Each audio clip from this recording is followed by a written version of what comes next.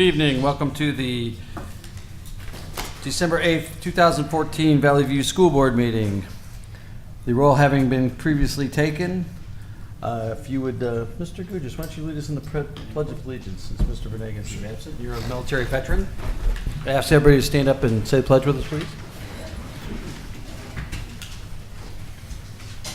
I pledge allegiance to the flag of the United States of America and to the republic for which it stands, one nation, under God, indivisible, with liberty and justice for all.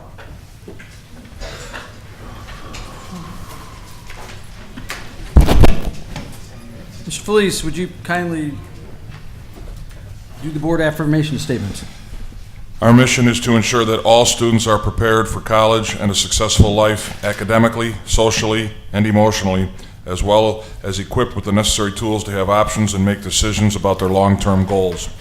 This will be accomplished by believing and working towards all students learning through rigorous curricula and meaningful, effective instruction, consequently demonstrating mastery on high-quality assessments with all stakeholders being held accountable throughout the process. Thank you. Dr. Mitchum, agenda please. Yes, Mr. Quigley. I'd like to ask that the board approve the agenda as presented. Motion to approve? So moved. Motion, we have second? Second. Motion and seconded. All those in favor say aye. Aye. Opposed, same sign. The ayes have it. The agenda is approved.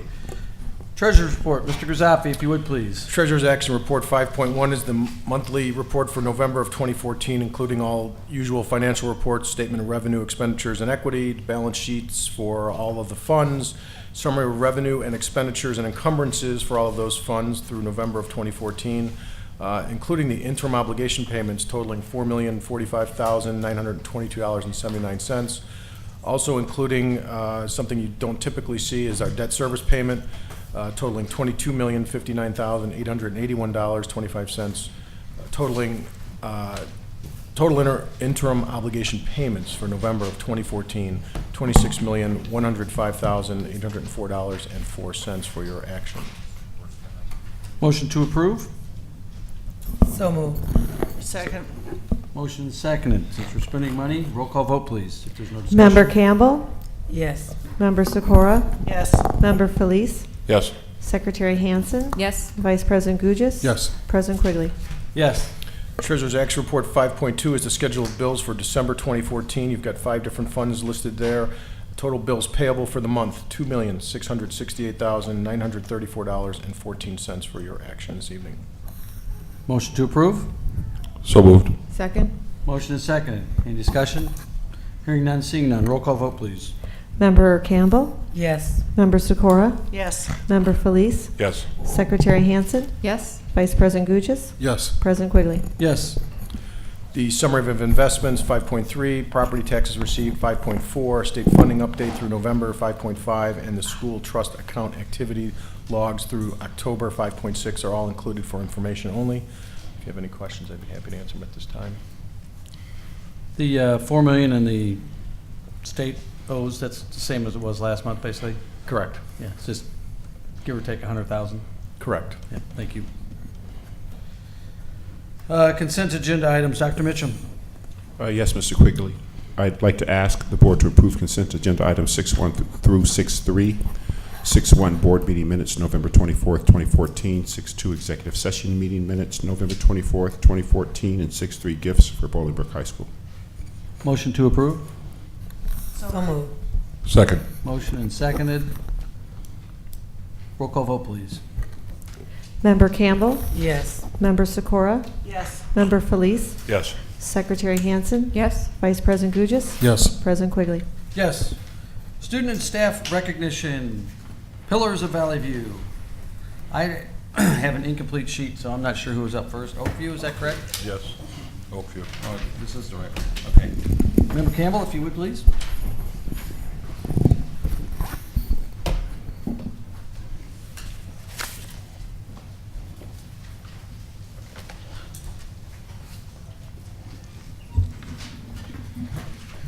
Good evening, Board of Education, senior leadership, Dr. Mitchum, and Valley View community. It is my pleasure to tell you about Eileen Kilharden. As soon as you walk into Eileen's third grade classroom, it is clear to see that it is a place of learning. Students work together in their class to solve problems, challenge one another, respect each other's learning, and achieve for now and the future. The amount of growth and learning that happens in our classroom is unlike any other, as students well surpass their expected growth. She is the type of teacher that other staff learns from, as she is creative, intelligent, thorough, comprehensive, invested, and resourceful. It is an honor to work with someone as dedicated and committed to her students and profession as Eileen. Oakview and Valley View are a world-class place because of her. Congratulations, Eileen, on being a pillar of Valley View.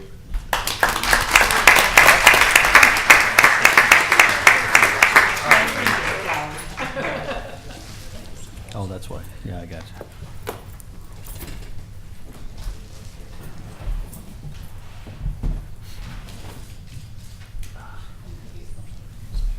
Yeah, I got it.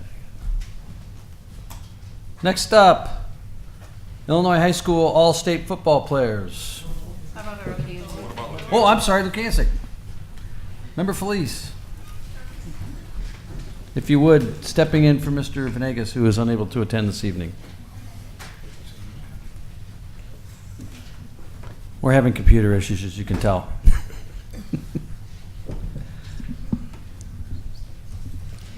Good evening, members of the board, Dr. Mitchum, senior leadership, and our entire Valley View community. It is with pleasure that I stand here this evening in recognition of the tremendous impact that Mrs. Kristen Orr has both on our students and our staff at Lukancic. Mrs. Orr has assumed numerous leadership roles in the building and at the district level, centered on the incorporation of technology into the classroom. Being a sixth grade language arts teacher, she not only supports students' social and emotional needs as they transition into middle school, she also challenges them academically and holds high expectations for them on a daily basis.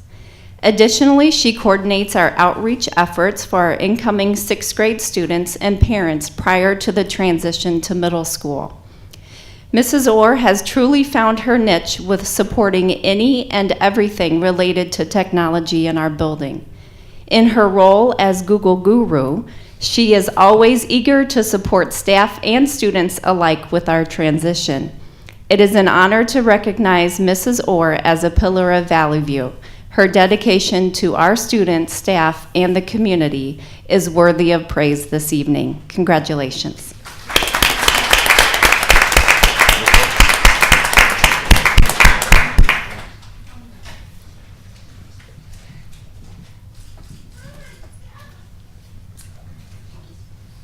Thank you.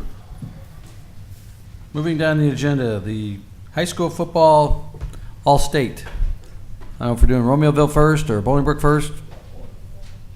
There we go, Bolingbrook. Mr. Rose, if you would please, along with Coach Ivelo.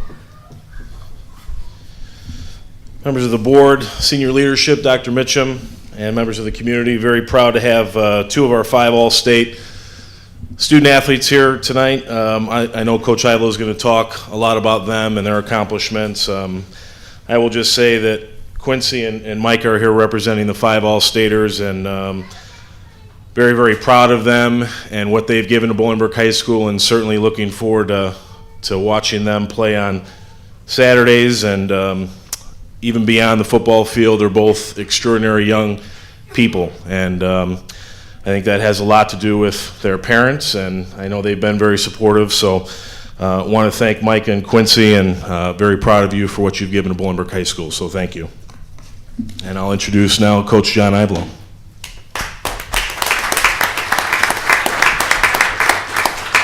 Thank you very much, everyone.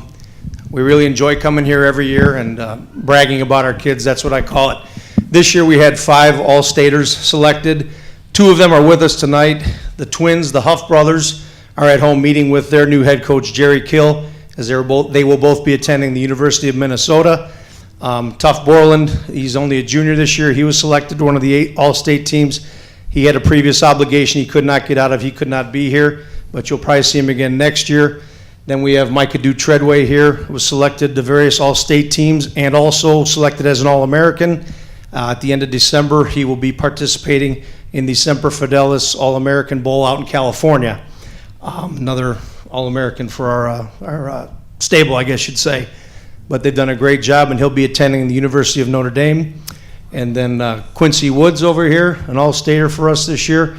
3-year starter, played quarterback, receiver, did just about everything, and he hasn't found a home yet, and we will find him a home very shortly, meaning school-wise, because he's got the grades, he's put in the work. And I also wish to note that the Huff boys and Micah Dew will be graduating at semester, leaving us after January, in January, but after the December semester ends, and attending their respective universities at semester. So that shows you, again, they put in the work while they were here at Valley View, and they've moved on to bigger things. I won't say better because we're pretty darn good here. So, but congratulations all you guys.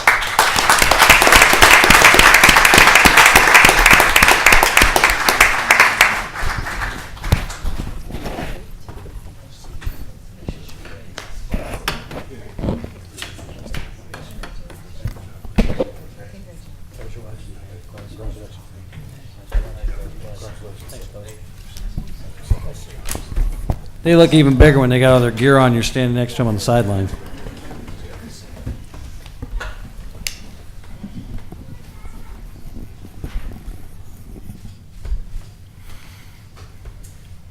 Next up, Romeoville. Good evening, President Quigley, Vice President Gugis, members of the board, Dr. Mitchum, senior leadership, members of the audience, and members of the community. It gives me great pleasure to have the ability to talk about Chuck. Our head football coach, Coach Kuna, his wife was involved in a minor fender bender and got taken to the hospital this evening, so that's where he's at right now. But it's very easy to stand up here and talk about Chuck. So, I mean, I had Coach Kuna throw some stats at me and different things that are very impressive for Chuck's All-State Honorable Mention nomination, which he received this year. But Chuck is definitely a leader in our building. He continues to lead even off the field in the weight room, leading all of our other sports and athletics and all around the campus. He's an excellent role model for our kids to go through, and he's definitely going to be missed on our campus next year. But just some specific statistics about Chuck's accomplishments: in 2013 and 2014, all-conference player in the Southwest Suburban Prairie Conference. He had 84 receptions in his 2-year career with us, with only over 1,600 yards and 20 touchdown receptions. He was also a defensive player for us with the 84 tackles and 4 interceptions with us. He's definitely going to be missed on the field, but most definitely, he's definitely just going to be missed around campus for us. So congratulations and thank you, Chuck, for this great honor.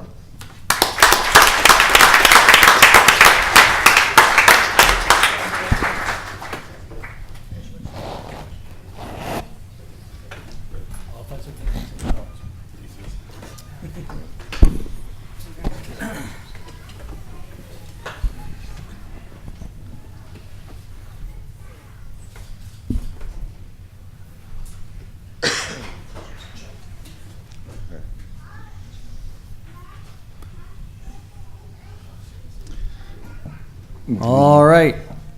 High school state scholars. Yes. Mr. Kinder. Yes, the next group is equally as talented. Group that we have representing Romeoville High School here this evening is the representation of the Illinois State Scholars. The way the Illinois State Scholar selection process goes, it's where all of our seniors at Romeoville High School, their scores and information are submitted to the state. It's based on their performance in their first 6 academic semesters, meaning their grades and their GPA that are submitted, along with how they are scoring on their standardized tests to determine whether they receive the Illinois State Scholar status or not. The Illinois Students Assistance Commission, or ISAC, is the one that really nominates and recognizes all of our students that are here this evening.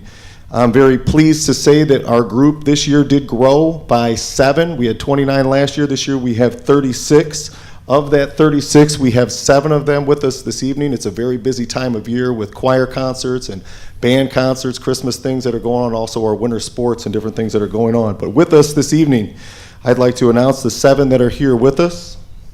The first, I would like to introduce McDavis Ansari.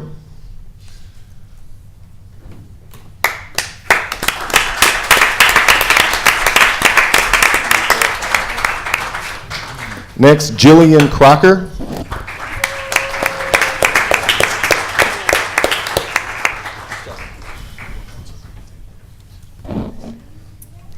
Lucas Gasik.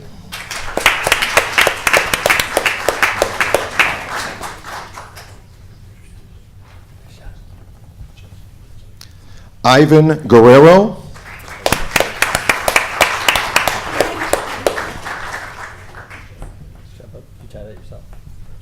Nicholas Heck.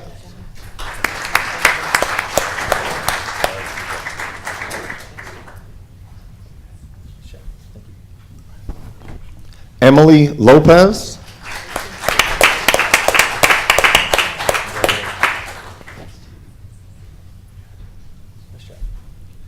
And last, Divine Favor Osenloy.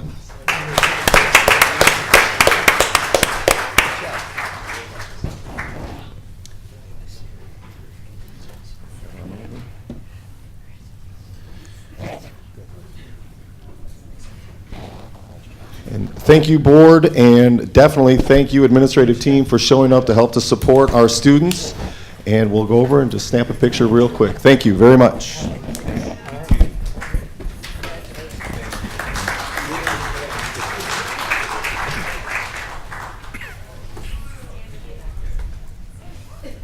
You two might have to stand in front. Can't see you. You girls You need, might have to stand on the end or something. yeah, I think you're gonna have to curl it in. Gina, you might have to go to the other side. As they're doing their photo, for those of you who haven't been to this, students, we know you have, are studying for finals and what have you, don't feel the need to stick around if you've got your awards and whatever for this evening. So congratulations, drive safely, be careful, and keep up the good work.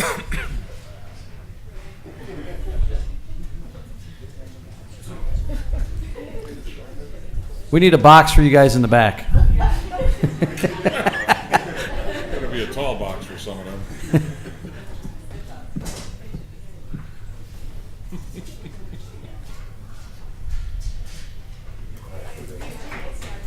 Good job, thank you.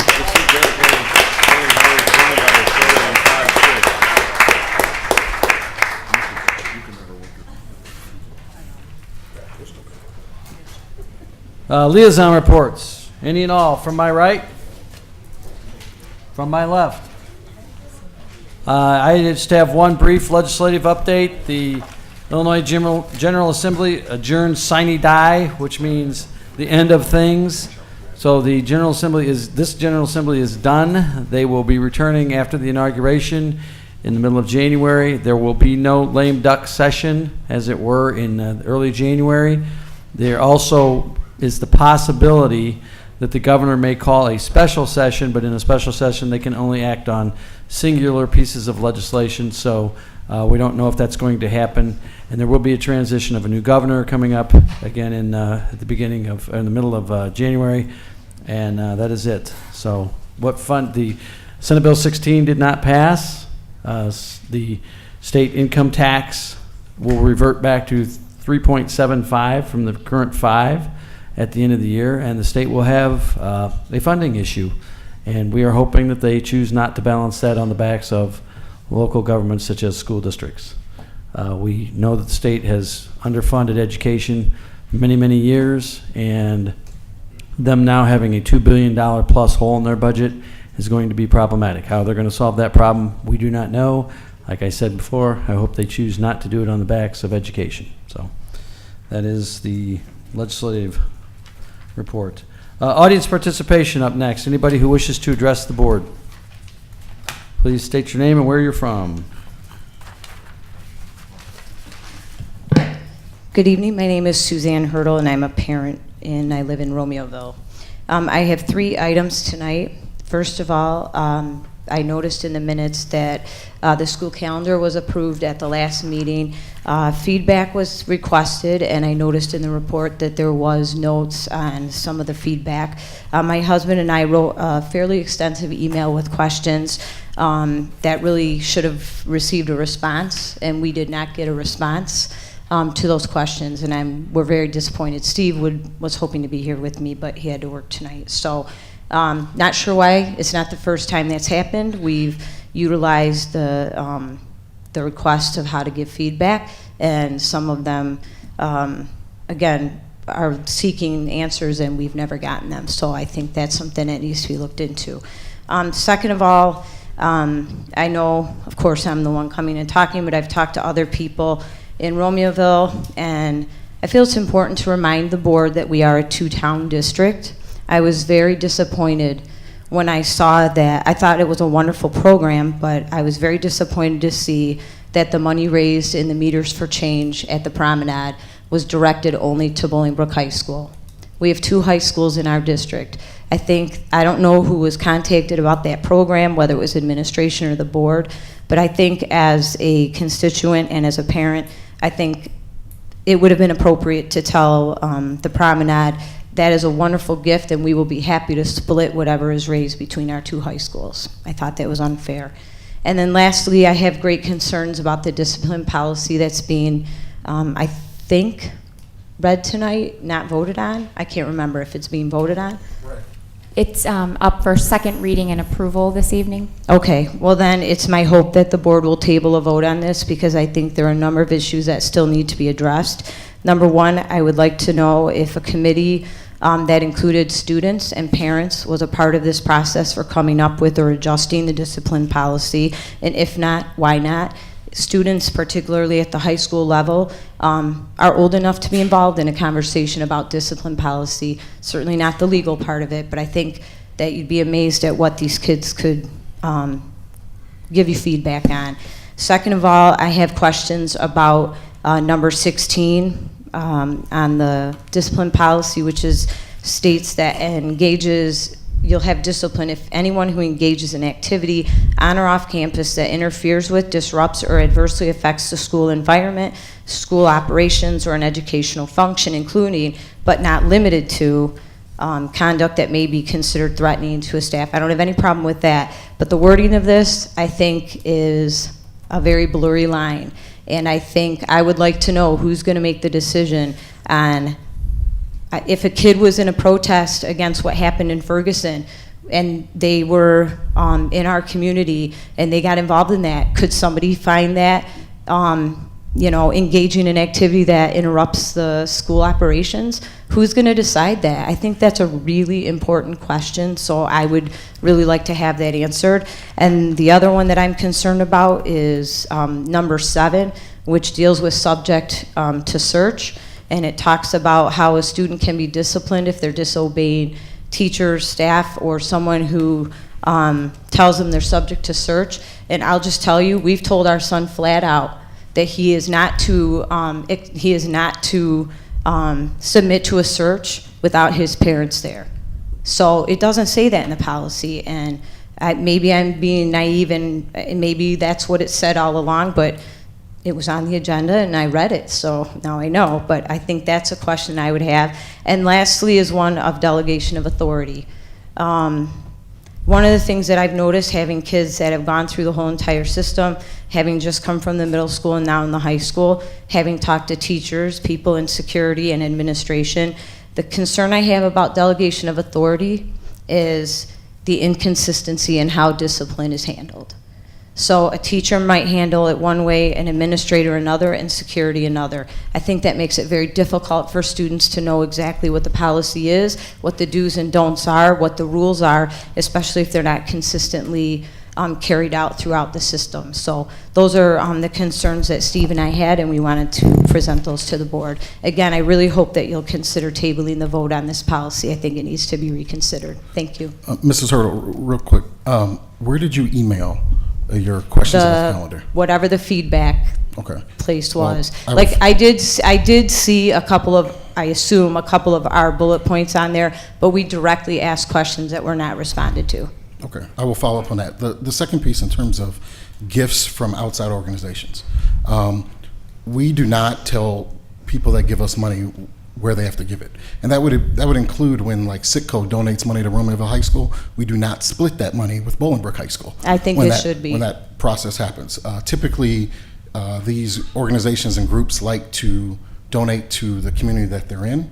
And so we leave that there. When a local gas station in Romeoville gives to a Romeoville school, we never consider saying, hey, we're going to split that among all 12 elementaries in our district.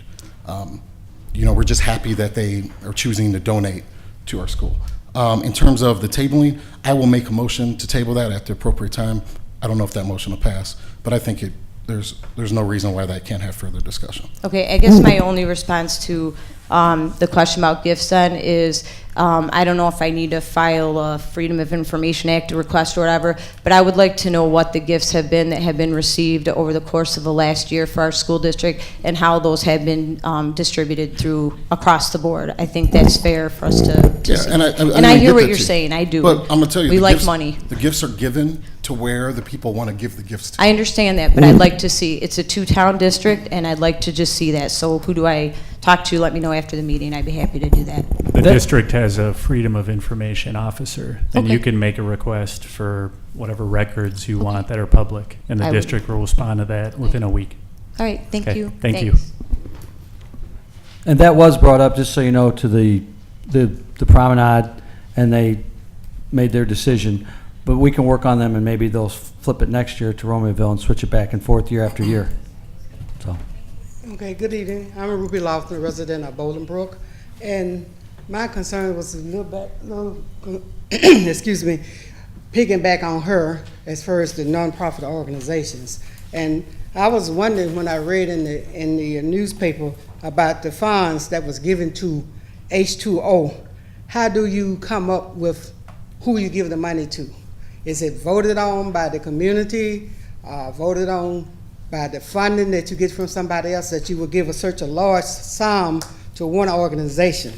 And who approves of that money, and where do that money come from? Since I know people in my church who have small kids and paying $300 for the kids to get in school for fees, and if we have this kind of money, they shouldn't be paying no fees if we got this kind of money to give away to organizations. So I'm just wondering, why are we giving money to organization from the school board? I can address the process related to that. I don't know if the process is as important as to the why. Dr. Mitchum, could you speak to the why? I mean, Jim, you want to? Yes. The notion that we're giving money to a particular organization is not accurate. We've entered into a contractual agreement with H2O because H2O is a non-for-profit organization that has been serving our school district for many years in support of our students. And the data that we've collected concerning the impact H2O has had on our students that have entered into their program or they have serviced through our alternative to suspension program or through their counseling services or through other supports that they have offered the school district has indicated to us that they're a worthwhile organization, as are many other outside organizations that we partner with in support of our students to support them both socially and academically. So we didn't just give money to H2O for them to do with what they choose. We've entered into agreements with Guiding Light, who offers a service to our district. Joanne Robinson, the HEART program, offers a service to our district. So they're offering a service to our district for which we're paying them to ensure that we meet the needs of our most at-risk students. But do H2O have professional people working with the students? Absolutely, they do. And Okay. the organization attended one of the open school board meetings and gave a thorough presentation about the services they offer to the district and the district students. And that was part of the open meeting for everyone to attend. It was televised. So all of that information was made available.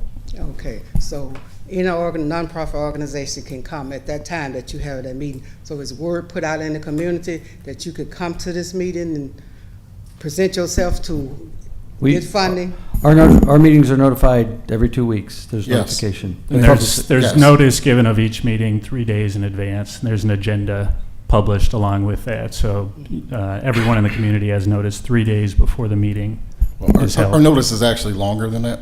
That's our Okay. legal notice. Our calendar is published for the entire school year for our notices of our meetings. But the answer to your question is yes. But that wouldn't be the process I would recommend.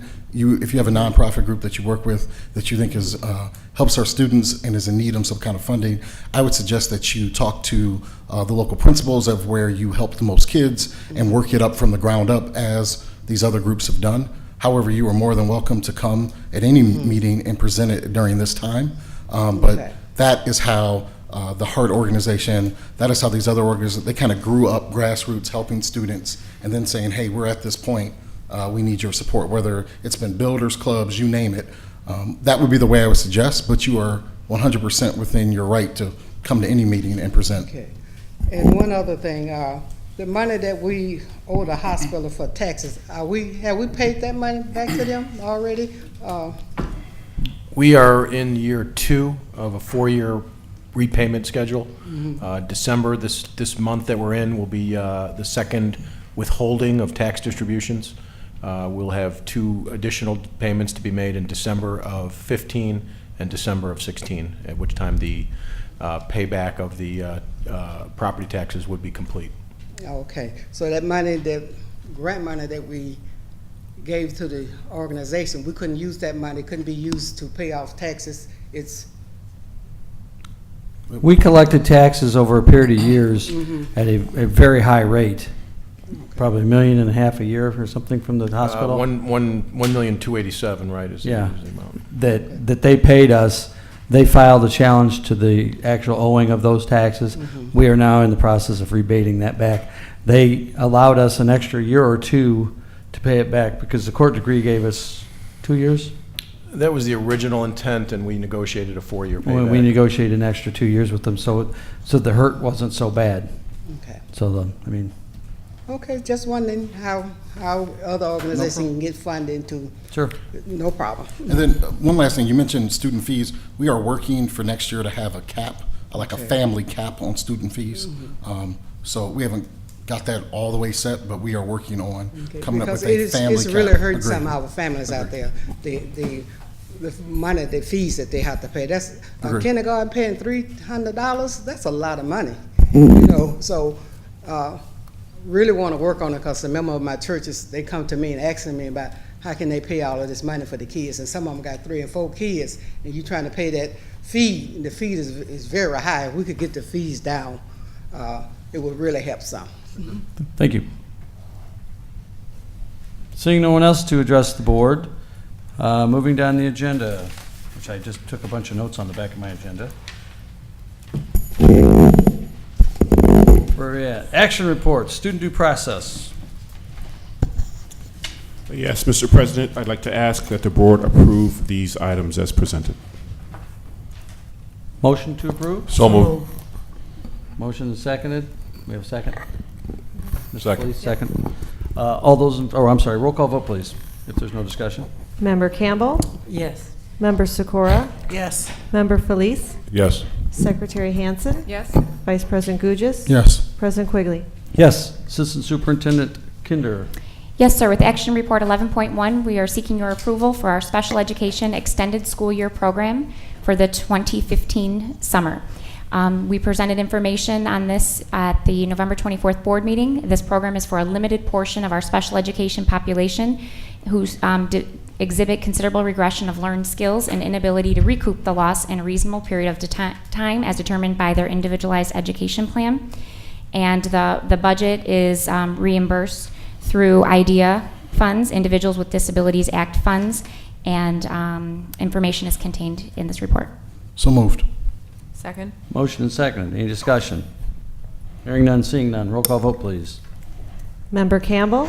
Yes. Member Sikora? Yes. Member Felice? Yes. Secretary Hansen? Yes. Vice President Gugis? Yes. President Quigley? Yes. I make a motion to table 11.2 for the purposes of seeking more input, including student input. I seek a second. Second. We have a motion and a second. Is there any discussion?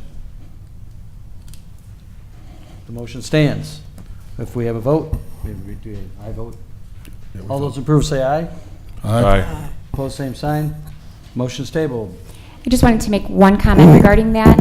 The policy is largely defined per Illinois School Code and is reviewed periodically by legal. The only changes that were being presented were in terms of interpretation of the school code per our legal advice. And per the policy, we do have parent and student involvement in the handbook, which is the actual procedures and implementation. So we certainly welcome the feedback. Yeah, Thank you. Thank you. Mr. Grizafi, resolution tax levy. I've got three three considerations for action this evening. First being Resolution 1500, the adoption of the 2014 tax levy. No changes from when the levy was first presented at the November 10th board meeting. The operating levy stands at $138,329,000, which is a balloon levy, if you will, of 4.97% over last year's extension. We don't expect to receive all of that money. We also have an increase in our debt service tax extension to service our outstanding debt, $1.56 million increase. So the total levy request for 2014, $164,245,000. Reason we balloon levy or ask for more than we know we will receive is because at this time we do not know our final EAV, equalized assessed value of all property throughout the district, or the value of new property that's added to the tax rolls. And while that's important, is that does not factor into the setting of the tax rate. Even though the school district does not set a tax rate, it only sets an amount for the property levy. The new property is excluded from being counted in that calculation, ultimately, again, setting the tax rate. Our best guess as to what we will actually receive due to the taxes being limited to the Consumer Price Index increase, CPI, of 1.5%. That's what we can receive as an increase, $134,611,000. So that's much different than the $138 million that we're asking for, or approximately $2.8 million in new operating revenue, which equates to a 1.28% increase in our overall revenue. Factor in the new property, as I mentioned, and the debt service increase. It looks like our estimated expected levy increase, including, again, new property, debt service, $4,392,000 of new money, or 2.81% change in the levy from last year to this year. So again, that's our best guess. We do reserve the right to modify or change the levy. We cannot increase the levy in March, late March, early April, when the final figures will be known. But again, our best guess is that we will receive the $134,611,000. So I do recommend approval of the resolution as presented for the 2014 tax levy. So moved. Second. Motion and seconded. Any discussion on the tax levy for next year? Hearing none, seeing none. Roll call vote, please. Member Campbell, Yes. Member Sikora, Yes. Member Felice, Yes. Secretary Hansen, Yes. Vice President Gugis, Yes. President Quigley. Yes. Next up, Gary. 12.2 is a recommendation to approve the consulting services agreement with JAR Consulting of Springfield for the 2015 calendar year in the amount of $3,000 per month. This is the same contract that we've entered into in the last 4 years, previous 4 years. Again, I feel that this is critical in this juncture with new leadership in the legislature, particularly as it relates to the governor's office, not knowing really what transpires with that change. Also, the idea that we're still chasing construction money that's out there. We are, as you've heard me mention before, at the starting line. They've paid to 2003 construction grant recipients, and we are a 2004 recipient, and so I'd certainly like to see that that money come into our coffers as was promised back in 2004. So certainly this would be a way for us to hopefully set fire to that request. So moved. Second. Motion seconded. Any discussion? Hearing none, seeing none. Roll call vote, please. Member Campbell, Yes. Member Sikora, Yes. Member Felice, Yes. Secretary Hansen, Yes. Vice President Gugis. Yes. President Quigley. Yes. Resolution 1501 is a recommendation for entering into a intergovernmental agreement with the Will County Transportation Consortium, which is an agreement for contracting transportation employee testing services. This would be for mandated testing for our transportation employees. This is not a new agreement, but a renewal of an agreement with 13 member districts along with Wilco. Joliet High School District 204 will act as the administrating agent for the purposes of bid solicitation and contract implementation. This is a 2-year contract with Riverside Corporate Health to administer these mandated tests for pre-hire annual physicals, required random and accident-related drug testing at a cost of $19 per test. approximate value about $6,700 annually. And so the recommendation to approve 1501, Resolution 1501 with the Will County Transportation Consortium, IGA, for the contract with Riverside Corporate Health. So moved. Motion, second? Second. All those in favor, oh, I'm sorry, any discussion? Just a little bit. It's, just my opportunity to mention my current busing issue, and that is, still want to make sure that we are using our expectations for our outsourced busing for field trips is at the same level that we provide our students. So I know this isn't exactly in this arena, but it's transportation, so it's always a good time to get my. We continue to plug in explore for that option, putting pressure on those outsourced companies to provide the level of services that we provide in-house.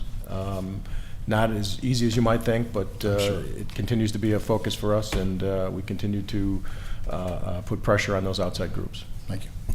Do all staff members have to have the drug test? No, it's done randomly. Part of the value of this agreement is that it takes transportation administration out of that equation, so they can't be considered showing favoritism, if you will. So it is done randomly, but there is a mandated requirement if there is an accident where they would be required to take that test. Okay, so when they do it randomly, who pays for that? We would. So the district always does pay for that drug test, correct? Correct. We have a motion and a second. We've had discussion. Any further discussion? Hearing none, seeing none. Roll call vote, please. Member Campbell? Yes. Member Sikora? Yes. Member Felice? Yes. Secretary Hansen? Yes. Vice President Gugis? Yes. President Quigley? Yes. Ms. Hawks? Thank you, President Quigley. Action Report 13.1 this evening, Consolidated Action Report for Certified and Classified Personnel. We're seeking your approval on 14 items for certified, 12 for classified, and 1 for administrative certified personnel. So moved. Second? We have a motion and a second. Is there any discussion? Hearing none, seeing none. Roll call vote, please. Member Campbell? Yes. Member Sikora? Yes. Member Felice? Yes. Secretary Hansen? Yes. Vice President Gugis? Yes. President Quigley? Yes. My Ms. Hawks? second item this evening is 13.2, and this is resolution number 1502, asking you to approve the employment settlement agreement and general release. Motion? So moved. Second? Second. Motion and seconded. Any discussion? Hearing none, seeing none. Roll call vote, please. Member Campbell? Yes. Member Sikora? Yes. Member Felice? Yes. Secretary Hansen? Yes. Vice President Gugis? No. President Quigley? Yes. Next up.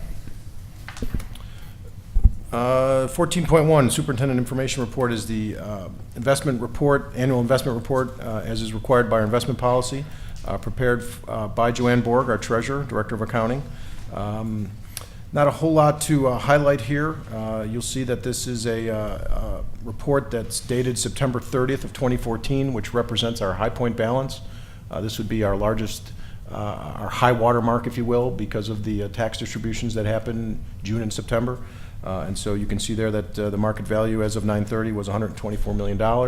Again, representing our high water mark, in which case we would tick down from there all the way through May before our next payday, if you will, that occurs in June. Of note on page 2 is the interest earnings. The notation there is that in 2008, the district earned 10 times more in interest than it receives today on its funds. And you can see in the chart that's prepared on the last page, 2008, the district earned $6.7 million of interest earnings in 2008. Last year, a paltry $222,000. And so that's a huge gap that is very difficult to cover with lost interest earnings. And so it really very remarkable decline, if you will, that again, just something very difficult to deal with. How have the municipal securities worked out for us so far in the last couple of years? Referring to the TAWs? Yeah. Those have been fine. We've had no issues with payments received from those entities that we've chose to invest with. I would say our success rate is probably in the 75 to 80% range, meaning that those that we choose to bid on, we don't always have success with. We might be outbid. But I think we've done a really nice job. Joanne has done a remarkable job, actually, for an area that we had no experience in up until 2 years ago. Yeah, you guys have done a great job with that, and currently it is our best investment tool. So are we looking to increase that percentage? We're always looking at those investments. We're on a notification list with the agents, if you will. And again, we try to bid what we think is going to be a competitive rate, but also get us in the money, if you will. Yeah. And so at that whopping 1%. Yeah, right. Right. It's huge compared to the other ones. But it is it's an area that one of the few areas that shows an uptick, if you will, versus everything else that we're investing in. So definitely. Thank you for your work on that, Joe. Appreciate it. Thank you, Joanne. Next up, association reports. AFT. Thank you. Oh, I'm sorry, legal services. No report. Skip right over you. Oops, sorry. No report for AFT. Valley View Council. Thank you. Valley View Office Personnel Council. Thank you. Old business before the board this evening. Any new business before the board this evening? Any questions from the public on actions we have taken this evening? The announcements by the board. Starting from my left, Ms. Sikora appears to have something. Tonight during executive session, I gave both senior leadership and the board documentation on the evaluation process of the superintendent that was presented to me during a session when I was at the conference. So those will be looked over and discussed at some point in time so that the public knows that we are looking over that, and that will be done. Thank you. Mr. Felice? Nothing? Secretary Hansen? No? Member Campbell? Yes. Again, starting Monday is the date for filing petitions, so if there's anyone who's still interested in running for the school board election on April 7, 2015, they can still have time from the 15th to the 22nd to file their petitions, and Merry Christmas and Happy New Year. Go ahead. I wrote this down so I would get it right. Lately, I've had a heavy and complicated heart. I've been both sad and angry. Recent events in Ferguson, Missouri and New York City have touched me both personally in regards to our district. I feel very privileged to live in the VVSD community, where our local police departments of both Romeoville and Bolingbrook are true partners with the community and the district. They have created positive relationships with our schools and our students. They have created those all-important first points of contact and made sure that they're positive. We are lucky to have such a diverse and committed police department in our community. However, our students will not and do not stay within this bubble. They will find themselves frequently outside of it, and in the course of their lives, they will face many challenges. Our 9,000 female students will face the challenge of sexism and a culture and social demands that would be very difficult and unlike any of us who are male face.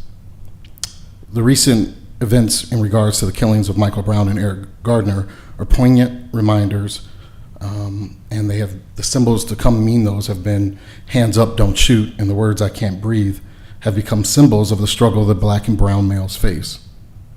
In VVSD, there are 5,400 young black and brown males. They will face challenges due to their race and gender. I feel comfortable saying that every man of color in this room has experienced some sort of negative incident due to our race and gender with law enforcement somewhere in this country. It has left me angry in the past and now highly concerned for my son and other black and brown sons of this district.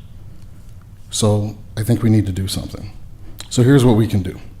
We can teach all of our students to respect each other, and in the words of Dr. King, when people will not be judged by the color of their skin, but by the content of their character.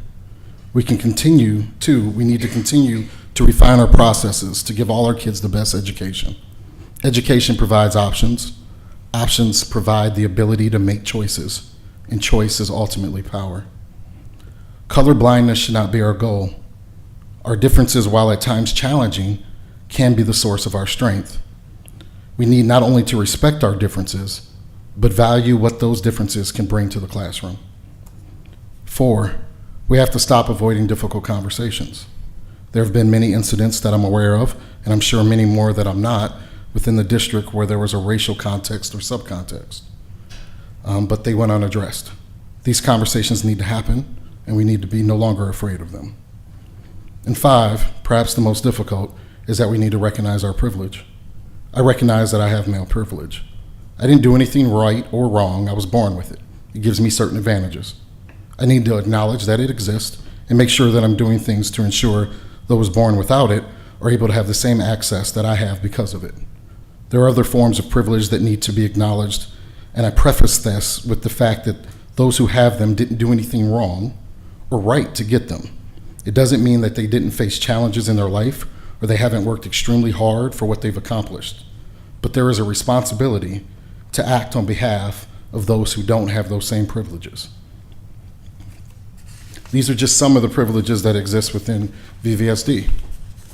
There's white privilege, there's male privilege, there's privilege of sexual orientation, country of origin, being able-bodied, and the list goes on and on. I'm often told and reminded that the way to judge a school district is not just through its test scores. Well, I suggest that this be one of the ways we judge our district. One of the hardest things to do is to find a district like us when it comes to racial diversity. The key point to remember here is there have been lots of districts like us. They just don't remain like us. They fail in remaining that diverse place. I believe with everything in me that we can remain like that, but we can only do that by addressing these issues head on. We succeed if we choose to be strong where others have been weak.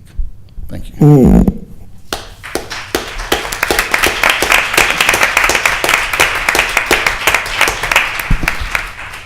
Very well said. Any announcements by the administration? Any announcements by the public? A motion to adjourn would be in order. However, I want to say Merry Christmas, Happy Holidays, whatever you celebrate. Please have safe travels if you're traveling. Kids, you got finals. Those of you who have finals coming up in the next week or so, good luck on those. And Rick, thank you for that. It was a perfect ending to the 2014, not school year, just 2014 calendar year.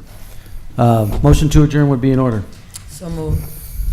Second. Motion and second. All those in favor say aye.